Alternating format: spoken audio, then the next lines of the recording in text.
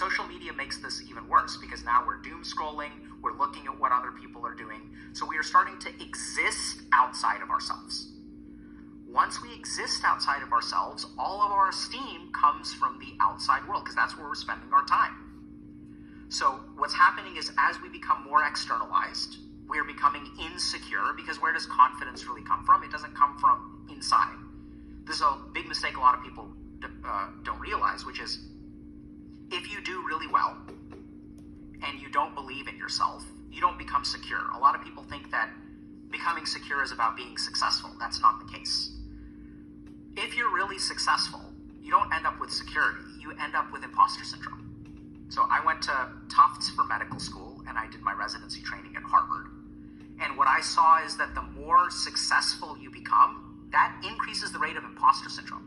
There's way more imposter syndrome at Harvard than there is at the University of Texas.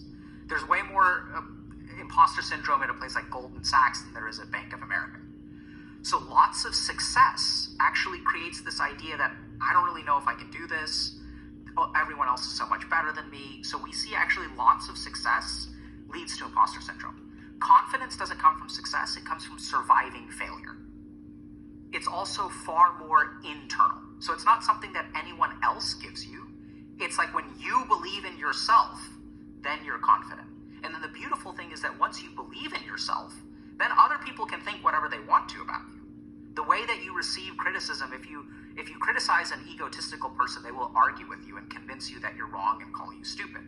Whereas if you're confident, someone says, hey, you're an idiot, I can say, okay, help me understand why. Like, I could be an idiot. Help me understand. Right? So this is where what social media is doing is externalizing our perceptions, building our ego. We're so focused on the judgment of other people. I see the amount of body, like subtle, low-level body dysmorphia that I see in young women is skyrocketing. And I have a buddy who's a plastic surgeon at Yale, and he's just stunned by you have now young women in their 25, 26, 27 who are getting plastic surgery like on a yearly basis, like small amounts of Botox injections or lip fillers or like whatever. Men too. So that's also what the other great equality thing we're seeing is body dysmorphia has a meteoric rise within men. This is another situation where it used to be primarily a female diagnosis that's evening out real quick.